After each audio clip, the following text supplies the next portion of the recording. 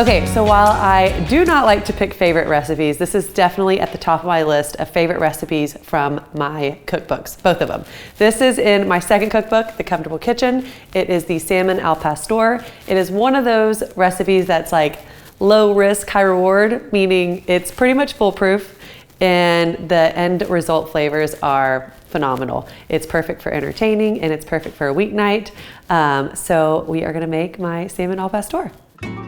So in this recipe, we're gonna start off by making the pastor sauce, which this sauce borrows the flavors from the traditional Mexican taco, a pastor taco. Typically it's made on like a vertical spit with either lamb or pork, but today we're keeping it simple. It's gonna be in the skillet and we're doing it with salmon. Any fish, any flaky fish works great with this recipe, and you can even put this sauce on chicken. We're gonna start off with 2 cloves of garlic.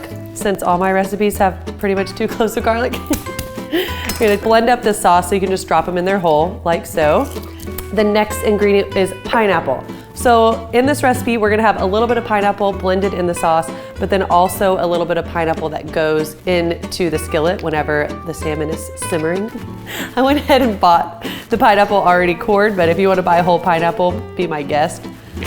So we're gonna need 3/4 of a cup of pineapple total, but you're only gonna need 1/4 cup of the pineapple in the sauce. So let's go ahead and chop up that 3/4 cup. You're gonna want a small dice, like so. Let's see how much we have here.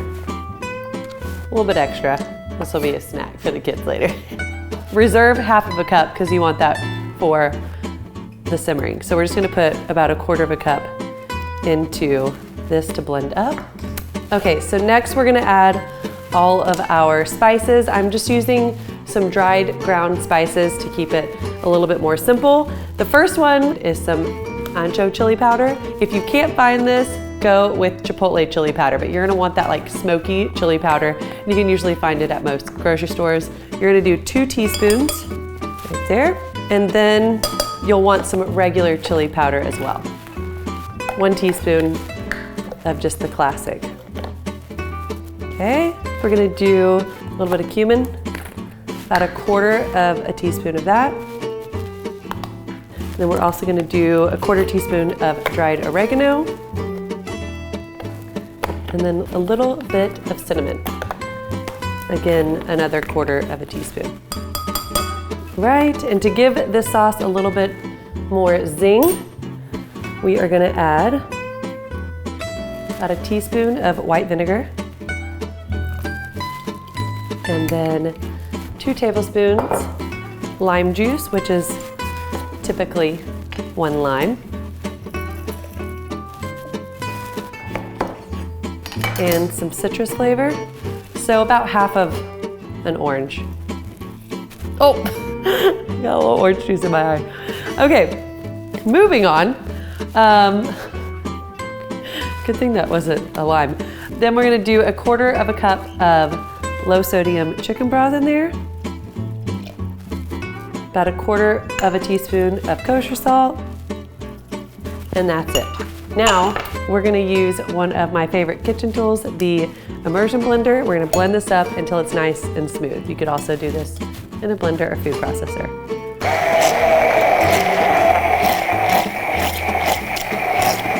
Okay, I think she's smooth. So now that we have our sauce made, we're gonna set this aside.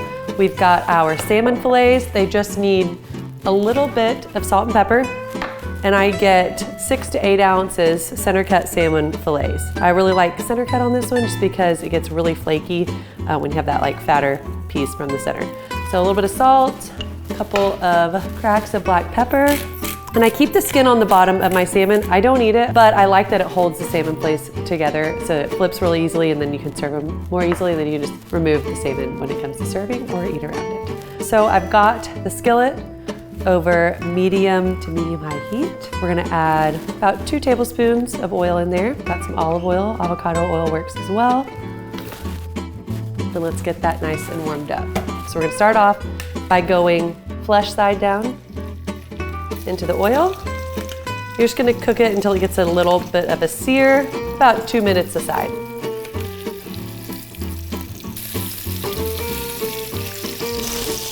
Okay, so once it's been kind of brown for about 2 minutes, we're gonna gently flip these over, skin side down. Let that skin sear for just about 2 minutes and help build that flavor by browning it all.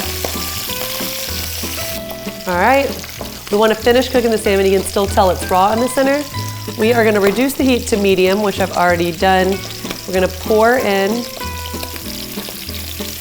our beautiful, tangy and warm sauce. And then we are gonna sprinkle in the remaining pineapple that we diced up earlier. And this is gonna simmer uncovered until that salmon is cooked through, which is gonna take probably another 3 to 4 minutes. So while this is simmering, I'm also gonna prepare my garnishes. I have some quick pickled red onions. This is a recipe that's on my blog. It's also in my book, The Comfortable Kitchen. It's just apple cider vinegar, some red onions, and a few other ingredients. That is gonna be great on top to add like a little punch. And then I'm also gonna slice up a serrano. This is optional, but I like a lot of spice, and that green sliced serrano looks beautiful on top of that red sauce. I will say my kids love this recipe as is. They would not love the serrano on top. So just keep that in mind, depending on who you're serving. Last but not least, a little bit of cilantro for garnish. A little bit of that. Okay, so I've got my platter. Because the fish is nice and flaky, it's gonna be a little bit tricky to get up, but again, that's why we put the skin on the bottom. So just use a really good sturdy spatula and transfer your fillets over more delicately than I'm doing.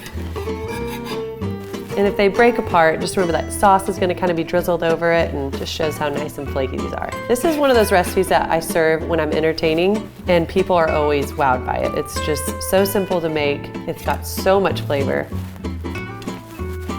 And it's just a good crowd pleaser. I'm gonna drizzle that sauce right over. And then we've got our serrano peppers. Again, optional. We've got some cilantro going everywhere. And then last but not least, these quick pickled red onions only take like 5 minutes to make. So you can see how simple and elegant and beautiful this recipe is. Just wait till you taste it, because then you're just gonna be blown away. I love serving this with some simple steamed rice. I also have a rice pilaf recipe in the book. I'll do like a cilantro lime rice, or just regular steamed rice works too. A good side salad, some sauteed kale, or even some roasted vegetables like asparagus or zucchini. But it pairs well with pretty much everything, and it's just a great go-to weeknight dinner or entertaining recipe, and it's Whole30 compliant. So if you're looking for something in that realm, this is a dish to make. All right, I'm gonna taste a little piece. I want a little bit of serrano, a little bit of salmon, and definitely a pineapple. The perfect bite.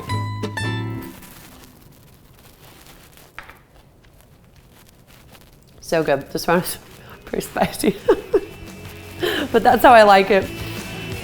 It's delicious. I love the warm spices combined with the pineapple. It's amazing. Okay, so like I mentioned, this recipe is not on the blog. It is in my book, The Comfortable Kitchen. And you can find many recipes like this that are perfect for easy weeknight dinners, but are also perfect for easy entertaining. But this one should definitely be #1 on your list to make from the book, even though I don't pick favorites, like I said.